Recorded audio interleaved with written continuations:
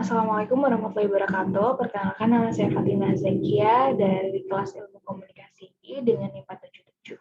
Jadi kali ini saya akan membahas tentang apa sih sebenarnya analisis pasar itu. Jadi analisis pasar ini bermula saat kita mempunyai sebuah produk berupa produk atau jasa, dan kita akan memperkirakan produk atau jasa tersebut di pasar langsung. Jadi definisi analisa pasar ini adalah suatu kegiatan penganalisaan atau penyelenggaraan untuk mempelajari berbagai masalah tentang keadaan pasar. Analisis pasar penting dilakukan agar produk sesuai dengan hitungan. Nah, saat itu awalnya adalah kita memiliki ide bisnis dan kita butuh untuk menjabarkan ide bisnis tersebut secara langsung. Jadi penjabaran tersebut berupa gambaran-gambaran yang nantinya akan dianalisis secara real dan secara rinci di analisis pasar. Nah, ini juga suatu hukum analisis pasar, yaitu produk yang diterima baik oleh masyarakat akan berbanding lurus dengan pesaing yang ada di masyarakat. Jadi jika produk tersebut banyak diminati oleh masyarakat, maka hukumnya akan berbanding lurus dengan pesaing-pesaing yang banyak sekali dan tentunya ketat di masyarakat. Contohnya seperti produk ayam crispy ini. Berdasarkan survei, 8 dari 10 orang menyukai ayam crispy. Tentunya angka ini menjadi angka yang besar terhadap minat masyarakat terhadap ayam crispy. Nah, di samping minat yang besar tersebut, maka berbanding lurus dengan pesaing-pesaing. Seperti brand-brand tersebut, ini adalah brand-brand yang menguasai pasar market di Indonesia seperti KFC, McDonald's, CFC, Geprek Bensu, Hisana, NFC. Merek-merek ini hanya segelintir merek saja karena banyak juga merek-merek di bawah itu seperti middle class merek yang tersebar luas di masyarakat. Tentunya jika kita ingin membuat produk ayam crispy yang sama dengan berbagai pesaing, ini harus memiliki keunikan tersendiri yang tidak ada di produk-produk besar ini. Nah, langkah-langkah dalam membaca peluang pasar adalah step pertama, kita harus tahu survei minat beli. Yang kedua, kita harus tahu pendapat atau opini salesman. Nah, salesman ini bisa berdasar dari reseller yang ada di target pasar kamu.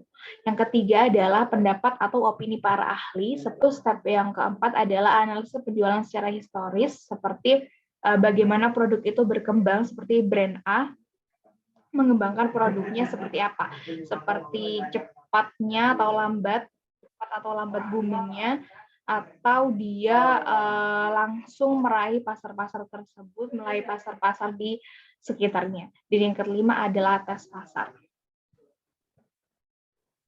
Selanjutnya adalah menentukan langkah-langkah untuk menganalisis pasar.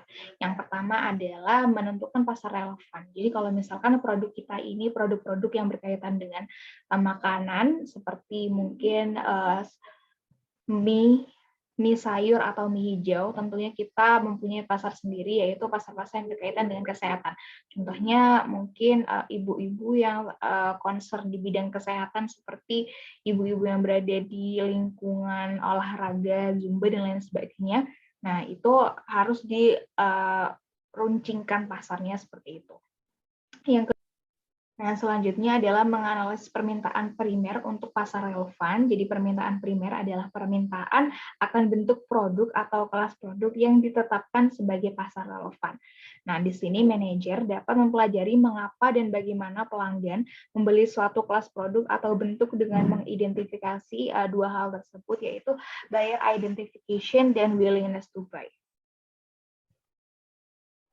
Nah, buyer identification ini seperti karakteristik pembeli, seperti lokasi geografis, demografis, gaya hidup, lalu pemutaran pelanggan itu tersebut, seperti mobilitas geografis, tingkat pendidikan, sampai dengan usia.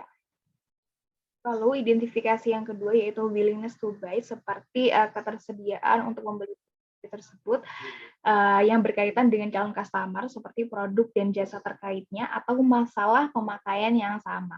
Yang kedua adalah kemampuan untuk membeli, seperti faktor biaya, faktor kemasan atau ukuran, atau ketiga adalah faktor ketersediaan sosial.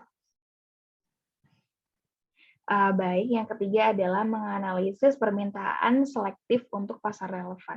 Jadi permintaan selektif adalah permintaan akan merek atau pemasok spesifik dalam pasar relevan.